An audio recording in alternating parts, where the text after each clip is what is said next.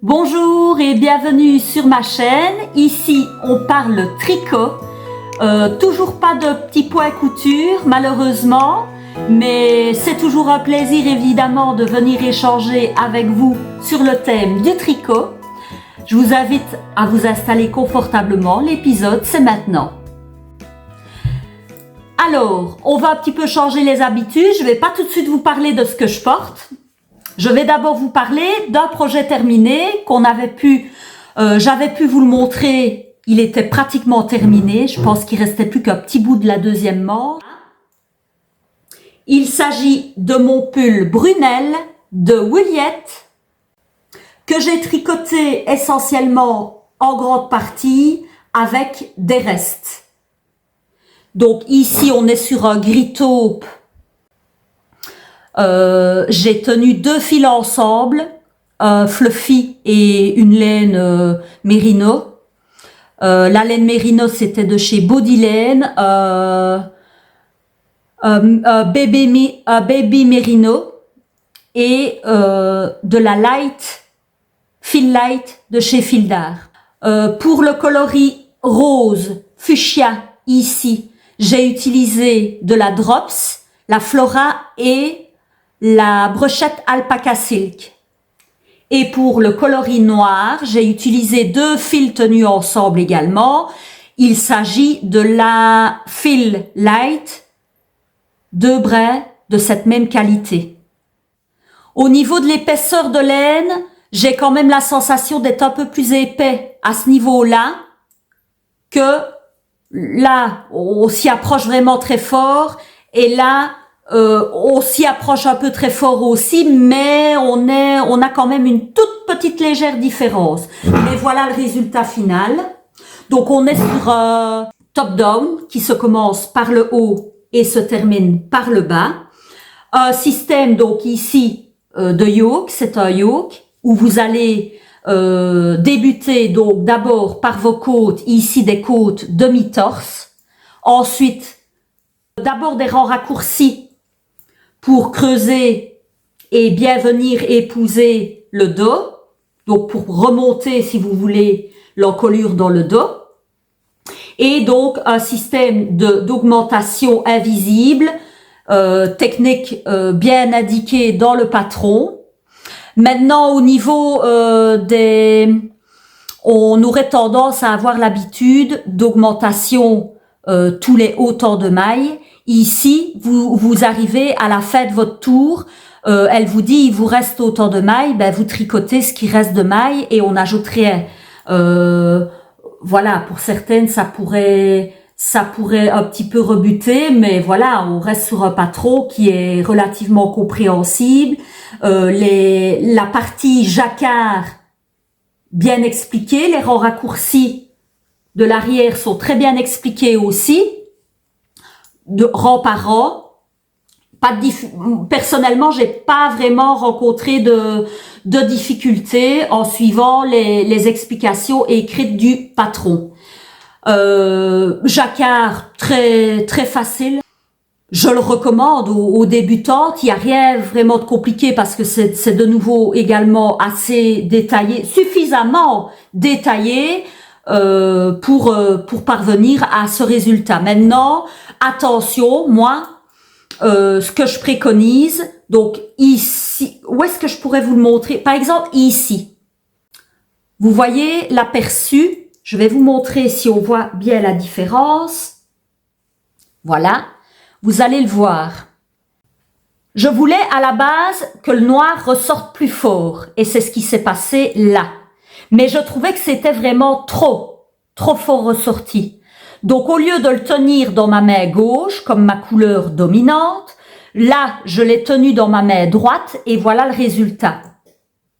C'est là qu'on voit la dominance des couleurs, que ça peut jouer malgré tout. Et enfin, c'est pour ça que je me permets de vous le montrer. Celle-là en tant que couleur dominante et celle-là contrastante, ben finalement, voilà le résultat. On le voit bien, hein? Là, le noir ressort plus fort. Je l'avais tenu dans ma main gauche, à la continentale, si vous voulez. Et là, j'ai fait l'inverse pour vous montrer la différence.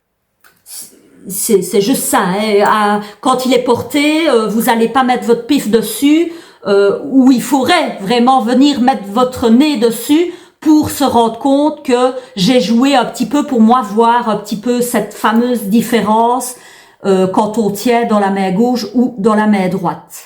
Mais voilà, je me retrouve de nouveau ici avec un très joli... Je vais le passer, comme ça je vous montre un petit peu le tombé. Voilà ce que ça donne porté, donc le yoke. Je vous montre un petit peu là. Là, peut-être que ça aurait pu être un peu moins long. Quand je remonte, ben voilà, j'ai mes manches qui remontent. Mon ressenti par rapport à ça, quand je lève, ben ça, il y a tout qui remonte, quoi. C'est juste ça. Mais je pense que c'est typique du pull où le yoke descend quand même assez bas sous. Moi, mon dessous de bras, il est là, hein. Mais voilà, c'est ce qui fait, c'est ce qui donne aussi de l'ampleur à votre projet, etc. Hein. Je l'ai volontairement pas fait trop long, mais voilà comment il tombe. Milieu des fesses, ça, ce n'est pas un cropped et ce n'est pas un tout long pull qui recouvre totalement le fessier. Moi, en tout cas, la longueur que j'ai réalisée. Je l'ai réalisé en taille 3 et j'ai utilisé pour les côtes semi-torse des aiguilles 3,5 et du 4 mm pour le corps. Donc le corps va aller très vite, hein, en 4 mm. Voilà, on est sur quelque chose qui monte relativement vite. Que même une débutante peut s'approprier le design. Il y a vraiment rien de compliqué. La finition des manches, on est également sur de la côte demi-torse. Et résultat, pull doudou, super confortable pour les soirées fraîches. Je le mets encore, hein, moi le soir, il fait un peu frisquet. Je n'hésite pas, c'est le genre de pull doudou que j'apprécie pour les soirées fraîches. Donc voilà pour ce qui était du pull Brunel, qui est un projet terminé. J'embraye directement sur ce que je porte maintenant. Parce que c'est un projet terminé également, mais comme j'ai envie d'en parler un peu plus longuement avec vous, c'est maintenant que je vous en parle, parce qu'il s'agit d'un test. J'ai participé à un test pour Wuliette, c'est également un patron de Wuliette, comme le pull Brunel. Ici, il s'agit du top Britannia. Je vous montre. On est sur de la fluidité, du drapé comme on aime pour les petits tops d'été. Alors, au niveau de l'encolure, ben, moi j'appelle ça une encolure bateau. Vous avez ici une ligne d'épaule et c'est là que donc vous allez d'abord commencer par quelques centimètres de côte demi-torse. Venir placer des marqueurs pour vous repérer parce que ici, une ligne d'épaule va se dessiner et de part et d'autre de cette ligne d'épaule, c'est là que va venir à chaque tour s'insérer des augmentations par un système de jeté. C'est une des petites choses, personnellement, j'avais déjà pu réaliser des augmentations par jeté. Elle l'explique différemment. Ça n'a pas été tout de suite. Hein. La pièce n'est pas tombée tout de suite, en tout cas pour ma part. Comme quoi, il est toujours utile de lire un petit peu, survoler déjà l'ensemble du patron qu'on nous demande de réaliser.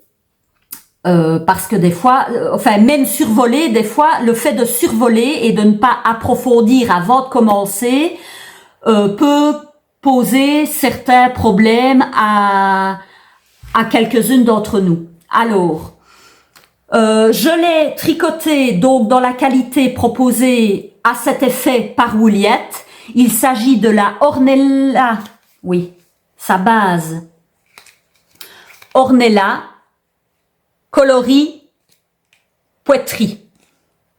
Donc on est sur un fond crème avec des speckles rose, vert. Oui, rose et vert un peu, c'est pas vraiment le vert, on est presque sur le vert pistache, mais c'est un vert très tendre. Alors, est-ce que j'ai alterné? Non, c'est-à-dire que non, au départ, donc j'ai entamé mon premier écheveau, on est sur pour la taille 2 écheveaux. C'est-à-dire que quand je suis arrivée et qu'il me restait, je sais pas moi, 15-20 grammes de laine, là, j'ai alterné, j'ai entamé le deuxième écheveau alors, parce que j'avais bien constaté que l'autre était un peu plus rosé, sur une dominance un peu plus rosée que le haut. Et je pense qu'à la caméra, vous le voyez, c'est pas flagrant, mais je suis contente d'avoir alterné entre les deux sur une hauteur de quelques tours, hein. Ça a permis un petit peu de faire une transition un peu plus fluide, on va dire ça comme ça. Donc, comme vous le remarquez, on est vraiment sur une qualité de laine. Donc ici, c'est de la BFL, 55% de BFL et 45% de soie. Donc là, vous êtes sur une fluidité drapée vraiment très très fluide. On est sur un design qui se porte ample, mais vous pouvez très bien décider de descendre d'une taille si vous le voulez un peu moins ample ou un peu plus près du corps, ou aller vers une taille supérieure si vous avez un côté loose pour porter vos vêtements, hein. Moi je vous dis, j'ai fait la taille 2 en sachant que j'ai un tour de poitrine de 88 cm. Je ne voulais pas non plus me retrouver, comme je vous le dis toujours, je suis pas trop sac à patate, mais en même temps, c'est un modèle qui se porte loose, hein, on est bien d'accord, hein. Elle le préconise, je pense qu'on est sur 15 à 20 cm d'aisance positive. Donc voilà, vous voyez un petit peu le résultat que ça donne. Alors, les techniques, donc vous allez, comme je vous l'ai dit, commencer par l'encolure. Elle suggère donc le long tail caston. Moi, j'aurais tendance à aller vers le German Twisted Caston pour vraiment... Le long tail caston est déjà bien élastique, mais le German Twisted Caston encore un peu plus si vous voulez. Mais ici, ça ne se justifie pas vraiment du fait qu'on est sur une encolure bateau, donc le long tail caston, c'est parfait, hein. Regardez, ça tombe pas non plus trop bas. On est juste bien.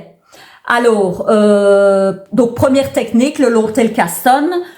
Deuxième technique d'apprentissage, donc vous avez des rangs raccourcis.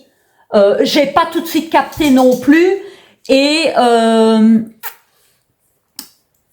j'ai demandé donc à la designeuse ce qu'elle avait utilisé comme technique, elle, malgré qu'elle propose. C'est ça un petit peu la différence. Je vais d'abord finir donc des rangs raccourcis. Pour le tomber, hein, quelque part, ces rangs raccourcis, c'est justement quand vous faites le gros dos, j'ai envie de dire, pour que ça s'étale bien et donner quand même un peu de profondeur là derrière, et que vous n'ayez pas tout le temps à chipoter, à replacer votre petit top. On est sur un motif texturé qui se travaille sur une hauteur de 6 tours ici, rien de bien compliqué non plus. C'est-à-dire que c'est un top sans manches, mais il y a quand même une petite finition à apporter aux manches, hein. Vous allez devoir relever autant de mailles et venir faire un petit bord très très raffiné, puisqu'on est toujours sur de la côte demi-torse, avec un rabat pour que ce soit le plus harmonieux possible, je vais dire. Le bas, donc aussi dans le bas, quand vous avez fait autant de centimètres, vous allez de nouveau ici retravailler sur une bande de motifs texturés. Vous allez refaire quelques rangs raccourcis et une finition de nouveau, quelques tours de côte demi-torse. On est sur du classique intemporel, hein, là. Qui n'a pas ce genre de petit top dans sa garde-robe, qui passe partout, hein, avec une longue jupe, peu importe, jeans, ici je le porte sur un jeans, il fait le job, hein, vous pouvez un petit peu le rentrer. C'est vraiment le classique intemporel. Pour en revenir à ma participation au test, ici on est sur des explications. Williat l'a bien précisé qu'il s'agissait donc d'un patron intermédiaire, c'est-à-dire qu'ici il fallait entendre un petit peu le principe d'avoir une certaine autonomie finalement dans le tricot, parce que il faut savoir que dans les tests, en tout cas ici, moi ce que c'est mon ressenti personnel, hein, vous avez une certaine liberté en fait, notamment les rangs raccourcis. Quand moi j'ai demandé des explications, donc elle c'était la méthode à la japonaise que j'avais déjà pu réaliser sur un patron de Zanette, les dernières chaussettes là que j'avais pu réaliser, les VKL Memory Socks, quelque chose comme ça, il y avait des rangs raccourcis à la japonaise. Et ce n'était pas encore la façon dont elle l'expliquait brièvement, sans dire d'ailleurs que c'est parce qu'elle me l'a dit par message. Ce n'était pas noté, voilà, rang raccourci à la japonaise, non. Il n'y avait pas de tutoriel non plus, d'autant que dans le patron, c'est bien indiqué, utilisez la méthode qui pour vous est la plus maniable en tant que rang raccourci. Les rangs raccourcis à l'allemande ou les wrap and turn, libre choix. Donc c'est là, pour moi j'appelle ça la liberté positive. Il y en a qui adhèrent, il y en a qui n'adhèrent pas. C'est chacun, comme je dis, il y en a qui aiment les explications un petit peu scolaires. D'autres, cette façon de liberté un petit peu de chacune. Moi, je trouve personnellement que ça peut être appréciable pour certaines choses. Maintenant, je rejoins aussi l'idée de certaines dans le groupe de testeuses. Le fait donc d'apprécier le test, quelque part, c'est quand même pour sortir d'une... Moi, j'aime bien, dans certains tests, de sortir d'une zone de confort pour apprendre des nouvelles techniques. Si finalement on me laisse une certaine liberté, il faut s'attendre un petit peu aussi à des... On sera peut-être pas... Voilà, moi ici sur mes rangs raccourcis là au-dessus, vu que je n'ai pas eu d'explication que j'attendais, j'ai fait un petit peu comme moi je le pensais. Après, ceux du bas, vu que ce n'était que sur une hauteur de 6 tours, pour le... donc 6 tours, c'est entre là, si vous voulez, le motif texturé et vos tours en jersey. Moi, j'ai rien à redire. Par rapport à ça, j'ai rien à redire parce que je suis aussi bien pour du scolaire que du non scolaire. Sachez, et moi je vous l'ai dit, début d'année 2026, je suis sur le mood slow knitting. Je fais des choses que j'aime bien. J'ai pas envie de me mettre de pression. Voilà, j'ai pas envie de débat à n'en pas finir. Chacun a sa vision des choses. Déjà, en dehors, on parle pas de tricot là, en dehors, dans la vie de tous les jours, que ce soit dans la vie familiale, dans la vie professionnelle, chacun a ses idées bien arrêtées. Certains se laisseront expliquer les choses et vont peut-être changer d'avis. Moi, je suis pas là pour faire changer qui que ce soit, d'apprécier telle technique. Moi, je vous donne mon ressenti à moi. En rang raccourci, que ce soit tirer sur son fil pour faire une double maille, j'apprécie. J'ai essayé du wrap and turn. J'aime un peu moins parce que je trouve que justement sur ce genre de laine, ça se serait trop marqué. Donc j'aurais plus été donc vers la maille double ou la façon japonaise, mais japonaise que moi j'ai vu notamment expliquer là avec un petit marqueur en poule qui vient à la base du fil de la maille que vous venez de tricoter. J'essayerai en commentaire de vous mettre notamment le lien d'une vidéo que je trouve bien expliquée au niveau des rangs raccourcis à la japonaise. c'est pas une méthode fort répandue, mais elle existe. C'est toujours bien de savoir. Et si vous pouvez, vous la tester et vous rendre compte que, le rendu, avec telle qualité, telle fibre, ça se marque moins, pourquoi pas essayer, c'est tout, hein. Dans le test, dans le mood, quand on va vers test, voilà, le but c'est quand même aussi de communiquer aussi bien avec la designeuse que avec les nouvelles copines de tricot qu'on se ferait ou même les copines qu'on a habituellement l'habitude de revoir sur des tests, etc. Personnellement, j'ai pas fait quantité de tests non plus, mais pour le peu que j'en ai fait, moi voilà mon ressenti par rapport. C'est la première fois que je teste pour Wooliette. Moi, j'aime bien de sentir l'énergie collective.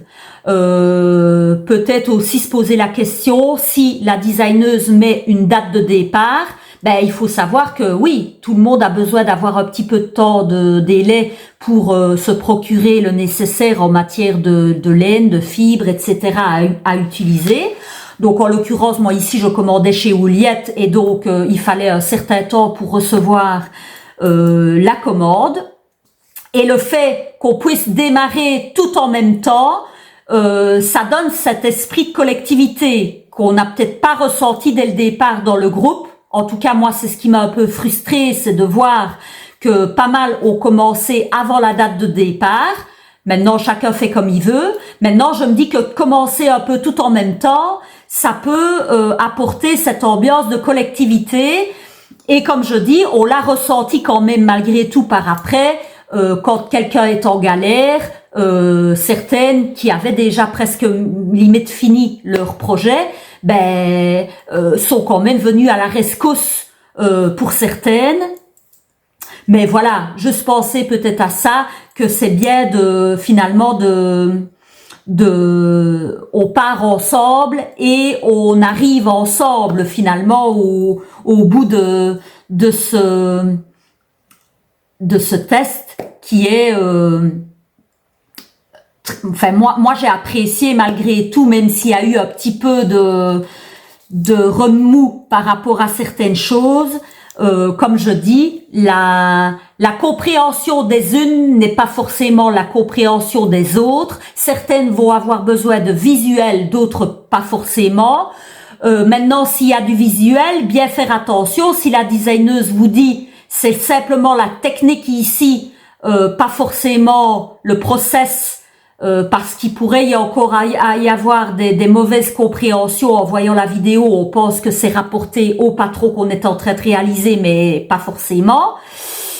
C'est à nous à bien voir, bien écouter, bien lire finalement, bien lire les explications par rapport. Si on vous dit que la vidéo c'est simplement pour vous montrer le geste, c'est le geste.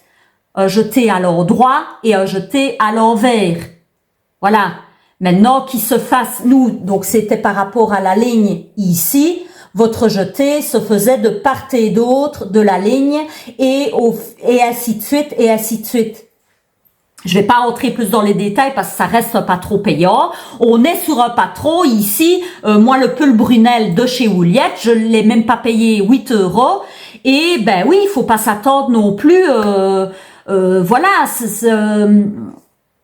je prends l'exemple, moi j'ai testé pour Marie-Christine Lévesque, là vous serez plus sur du scolaire que chez Wooliette, elle a cette liberté, un petit peu, votre autonomie, faites aller un petit peu aussi votre autonomie personnelle, ce qui est pas plus mal non plus.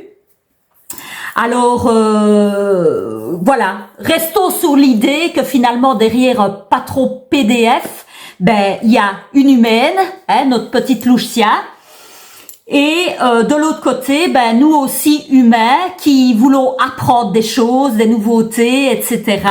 Restons dans une bonne ambiance de collectivité. C'est voilà, moi je retiendrai ce mot. Moi, quand je participe à un test, j'aime l'idée d'apprendre de nouvelles choses et en même temps de faire de nouvelles connaissances de personnes passionnées comme nous sommes pour le tricot. Voilà, c'est un petit peu moi mon mood de testeuse. Je cherche pas à entrer dans des débats sans fin, chacun aura son opinion personnelle, mais comme je vous l'ai dit, je le redis, slow knitting quoi. Cool. C'est pas la course à la première qui aura posté sa photo sur Instagram. Resto zen, resto cool. Voilà, ça reste une passion au final. Hein. Continuons à avoir le mojo tricot, mais le mojo voilà, qui fait que au final, on a une belle pièce tricotée et c'est ça le principal à ressortir et de se faire des nouvelles copines de tricot. Au succès, je sais pas, succès médiatique, voilà. Moi ici, les vidéos que je partage avec vous, je cherche pas à être la plus populaire au niveau podcast, ça m'intéresse pas non plus. Je viens pour partager, moi, parce que je n'ai pas la possibilité. Si même ici en Belgique, en province de Liège, j'ai des tricopines qui organisent de temps à autre des tricotés, souvent le dimanche.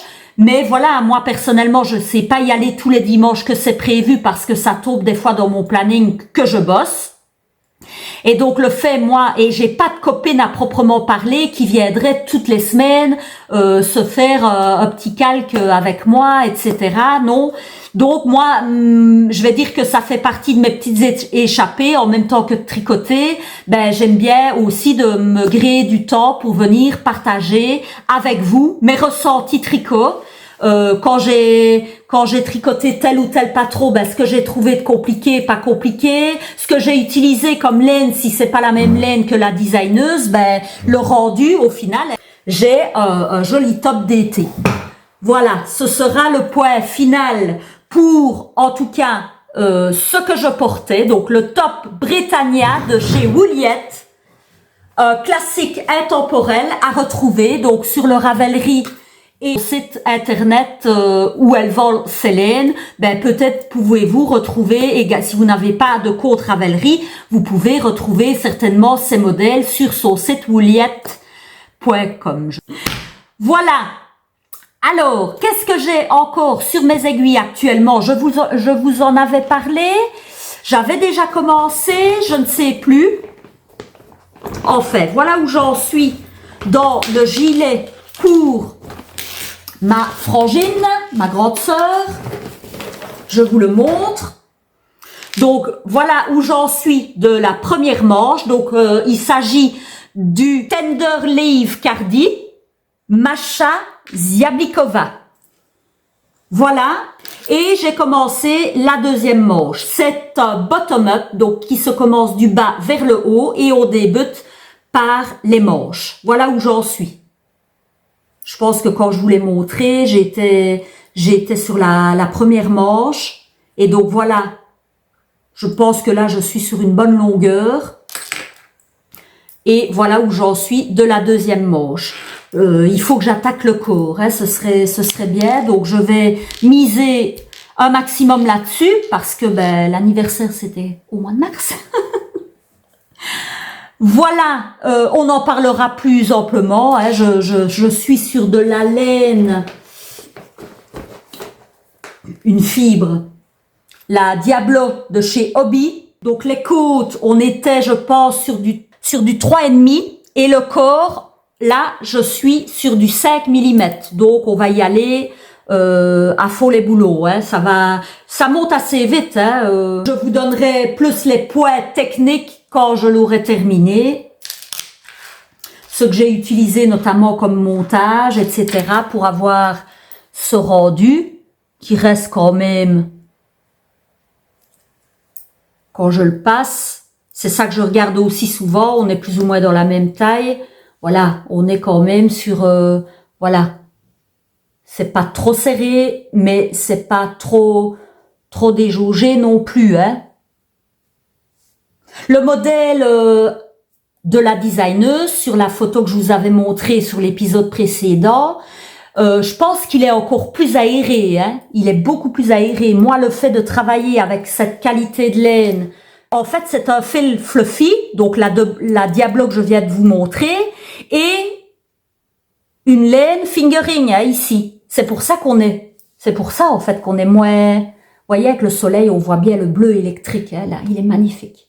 Et alors, j'ai mis encore un nouveau, je n'ai pas, pour en revenir, mon début de chaussette là, chez le dentiste, parce que j'avais pas la laine pour finir l'autre, voilà, ça en est toujours au début des côtes.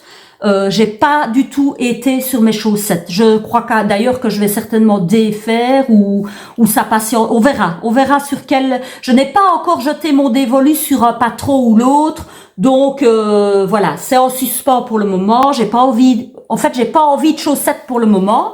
J'avais plus envie. Je vous avais parlé. J'avais lancé l'idée d'un calque du printemps et ça y est, j'ai débuté. Quand est-ce qu'on est là? Jeudi. Je l'ai débuté, je pense, début de semaine.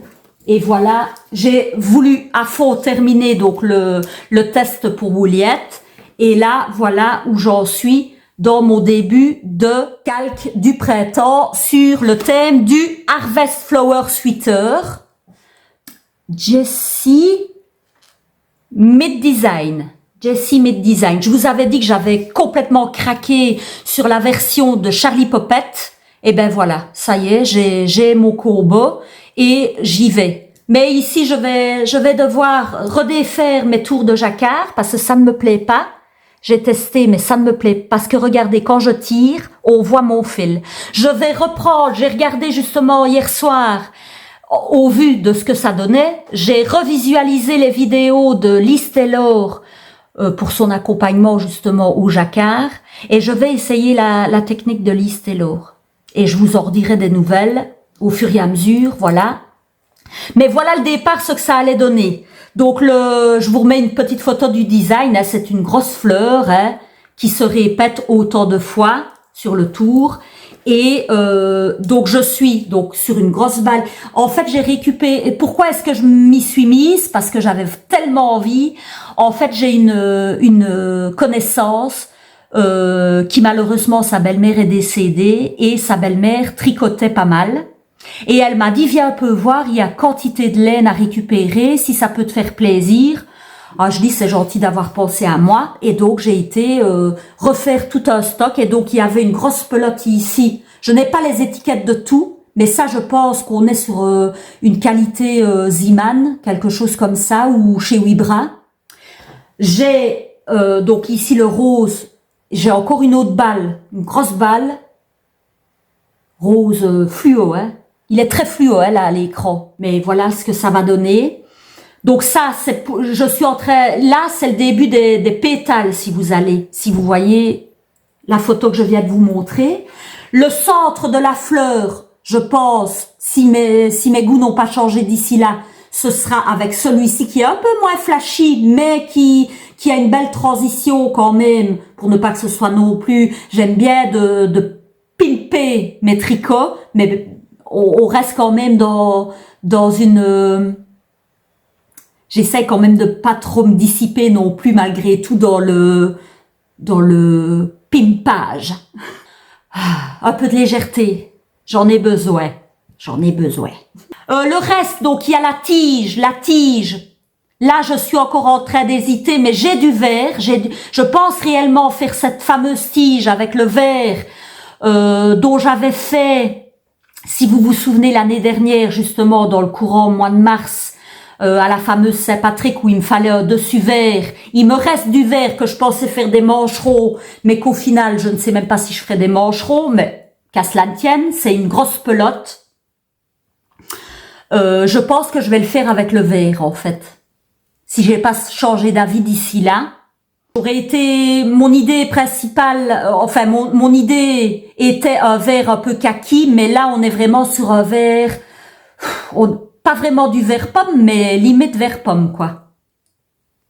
Donc voilà, je vais quand même redéfaire. Mon idée c'est de redéfaire pour mieux refaire. C'est ça qui est bien dans le tricot, c'est que vous pouvez défaire, refaire. Il y a pas, si ce n'est que la fibre peut un petit peu s'abîmer au fur et à mesure de défaire, refaire. Oui, certes. Faut faire attention avec quelle qualité, évidemment, au tricot. Donc voilà, pour ce qui était de mes projets terminés et mes projets qui ont avancé. On se retrouve très bientôt pour les prochaines aventures. D'ici là, bon tricot à toutes. Continuez à prendre du plaisir dans vos tricots, surtout, c'est la base.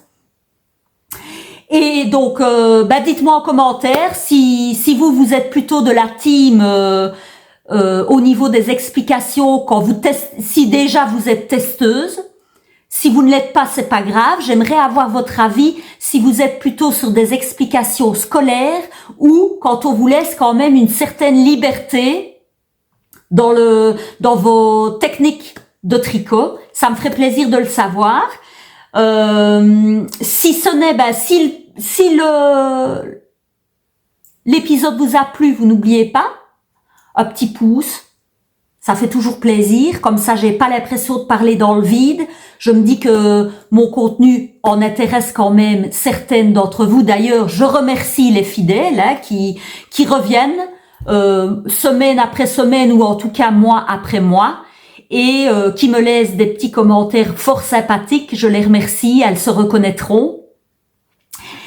Et je suis déjà en train de conclure, mais j'avais quand même encore une petite annonce à vous faire. Si même vous n'êtes pas intéressé par le calque du printemps avec le Harvest Flower, je me suis proposé, enfin, c'est pas vraiment je me suis proposé, ou en tout cas j'ai lancé l'idée sur un des posts de notre chère Florence du Stick Knitting. Elle remontrait un de ses patrons. Donc il s'agit du top Roomba. C'est un top à fine bretelle avec V devant, V derrière, et la petite, le petit plus c'est de la dentelle, et pour un top d'été c'est parfait. Parce que je vois aussi une première publication, je sais pas sur quoi je dois me référer. J'ai première publication en octobre 2020 et page créée en mai 2023. Donc ça vous situe un petit peu, c'est pas un patron qui vient de sortir. C'est un patron qu'elle a déjà réalisé depuis un certain temps. On est sur la version en tout cas de Florence, c'est avec sa base Cupro, qui est donc une fibre, une base assez soyeuse, mais en même temps avec une fibre lourde quand même malgré tout. Il se tricote du haut vers le bas. Je vous laisse aller voir sa page Ravelry, je vous mettrai le lien, comme ça vous allez un petit peu visualiser le genre de top qu'il s'agit. En tout cas, moi, rien que de l'avoir revu, ça m'a donné envie et c'est ça que j'ai publié. Ah ben pourquoi pas s'organiser un petit calque d'été. J'envisage sérieusement, vous verrez un petit peu vous si ça vous convient, mais mon idée serait bien de le commencer ici au 1er mai, journée de la fête du travail. D'ailleurs, Florence a sauté sur l'occasion en publiant que j'avais proposé de le faire en calque. Donc voilà, j'ai eu son aval par sa story. Ça me ferait plaisir d'avoir encore de nouvelles copines ou déjà des copines qui viendraient me rejoindre pour réaliser ce chouette top d'été. C'est à vous que de me le faire savoir et on ouvrira une discussion sur Instagram pour se suivre, déjà voir nos laines respectives. C'est ainsi que je conclus l'épisode. N'hésitez pas à me laisser des petits commentaires si vous voulez un peu plus d'explications sur telle ou telle chose. Comme je vous l'ai dit, je n'étais pas là pour faire un débat, simplement pour vous donner mon ressenti. Si ça vous a plu, n'hésitez pas aussi, un petit pouce en dessous de la vidéo, comme ça je sais que ça en intéresse quelques-unes. Moi, ce sera un plaisir évidemment de vous retrouver pour les prochaines aventures tricot, peut-être un peu de couture, les beaux temps reviennent, j'ai bien envie de petites robes ou de petites jupettes. Comme vous le savez, les journées sont des journées de 24 heures et voilà, pour faire tout ce qu'on a envie. À côté de ça, il y a le boulot, les petites obligations à la maison, etc., etc. En tout cas, bon tricot à chacun et chacune d'entre vous et à bientôt pour les prochaines aventures. Bisous!